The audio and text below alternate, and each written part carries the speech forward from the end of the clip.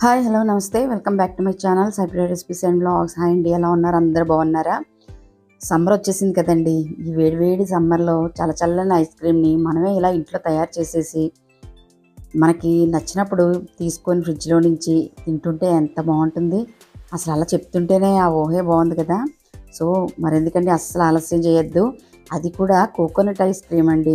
ఈ coconut ice క్రీమ్ని ఎలా తయారు చేసుకోవాలో మనం ఇప్పుడు చూసేద్దాము. కోకోనట్ ఐస్ క్రీమ్ చేసుకోవటానికి ఫస్ట్ ఒక హాఫ్ లీటర్ పాల ప్యాకెట్ తీసుకోవాలి. నేను ఇక్కడ విశాఖ డైరీ పాలను తీసుకున్నాను. ఒక గిన్నె తీసుకొని గిన్నెలో ఒక పావు కప్పు పాలు వేసుకొని దీనిలోని 2 table spoons cornflour, 3 table spoons పాల పొడి వేసుకోవాలి. సో నేను ఇక్కడ కదా అమూల్య మిల్క్ పౌడర్ నేను 5 రూపీస్ది 3 ప్యాకెట్స్ తీసుకున్నాను. మీ దగ్గర పాలపొడి ఎక్కువగా ఉన్నట్లయితే కనుక టేబుల్ స్పూన్తో కొలిచి తీసుకోండి, లేదంటే ఇటువంటి 5 రూపీస్ ప్యాకెట్స్ 3 వేసుకోండి. సో ఇవి రెండు పాలల్లో బాగా కలిసేటట్టుగా బాగా కలిపేసుకొని ఒక పక్కన పెట్టేసుకోవాలి.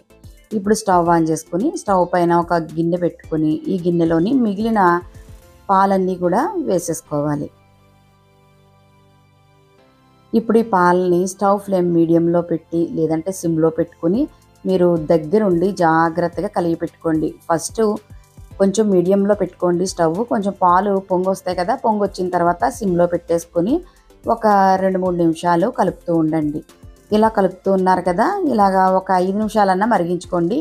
ఇలా మరిగించుకున్న తర్వాత మనం పాలలో మిక్స్ చేసుకున్నాం కదా కార్న్ఫ్లోర్, పాల పొడి, ఇవి రెండు కూడా ఉండలు కట్టకుండా స్పూన్తో కలుపుతూ ఇలాగా ఈ మిశ్రమాన్ని వేసేసుకోవాలి. ఇలా వేసుకున్నాక స్టవ్ ఫ్లేమ్ని సిమ్లో పెట్టేసుకోండి. ఇప్పుడు ఈ మిశ్రమం వేసిన తర్వాత స్టవ్ ఫ్లేమ్ని హైలో ఉంచారంటే మొత్తం పాలన్నీ మాడిపోయి అడుగంటేస్తాయి. అందుకని స్టవ్ ఫ్లేమ్ని సిమ్లో పెట్టుకొని కంటిన్యూస్గా కలుపుతూనే ఉండాలి. లేదంటే మనం వేసుకుంది కార్న్ఫ్లోర్ కదా, కార్న్ఫ్లోర్ అంతా ఉండలు కట్టేసి అడుగంటేసి మాడిపోతుంది అనమాట. సో ఒక 5 నిమిషాల పాటు బాగా కొంచెం పాలు చిక్కబడే వరకు అలా కలుపుతూ మరిగించుకున్న తర్వాత ఈ పాలల్లోని ఒక హాఫ్ కప్పు పంచదార వేసేసుకోండి. హాఫ్ కప్పు పంచదార వేసేసుకొని ఈ పాలని అడుగంటకుండా అలా కలుపుతూనే ఉండండి మరొక 5 నిమిషాలు. అంటే మీకు కొంచెం తిక్కు కన్సిస్టెన్సీ వచ్చే వరకు మనం ఈ పాలని కలుపుతూనే ఉండాలన్నమాట. ఇదిగో చూసారు కదా, ఇలాగా ఈ పాలని కలుపుతూ ఉండాలి. ఇప్పుడు స్టవ్ ఆఫ్ చేసేసుకొని పాలని చల్లార్చేసుకోవాలి. చూసారు కదా, చల్లారగానే పాలు కొంచెం చిక్కబడ్డాయి. ఈ పాలని ఒక ప్లాస్టిక్ బౌల్ కానీ లేదంటే ఏదన్నా డబ్బా, ఐస్ క్రీమ్ డబ్బా పాతవి ఉంటాయి కదా అవన్నా, లేదంటే ఇటువంటి డేట్స్ డబ్బా అయినా పర్వాలేదు.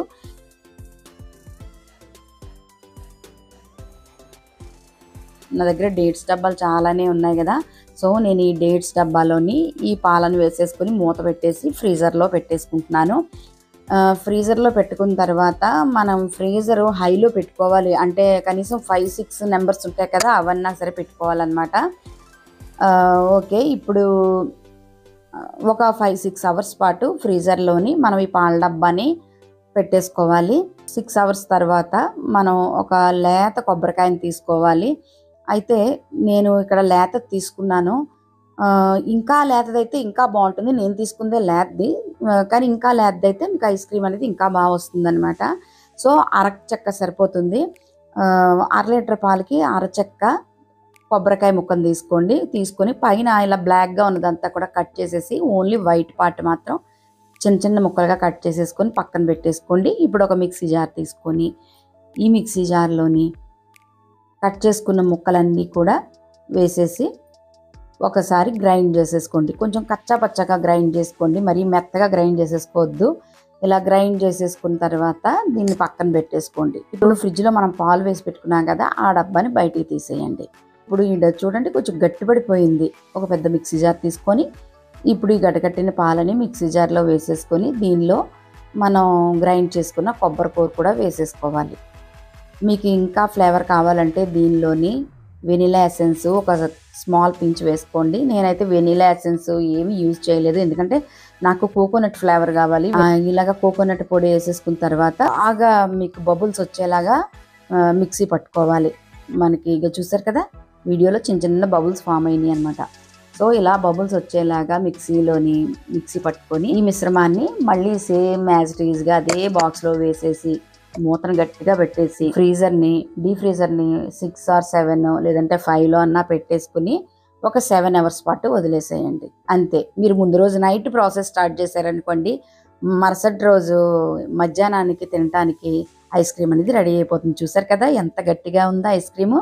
ఇప్పుడు ఒక గరిటె తీసుకొని ఈ గరిటెతోటి చల్లని ఐస్ క్రీమ్ని వేడివేడి అన్నం తిన్న తర్వాత అలాగా ఏసీ రూమ్లో కూర్చొని వడ్డించేసుకొని అలా తింటూ ఉంటే అబ్బబ్బబ్బబ్బా, అసలు మీకు చెప్పుతుంటే అబ్బా ఎంత బాగుందంటే అంత బాగుందండి ఐస్ క్రీము.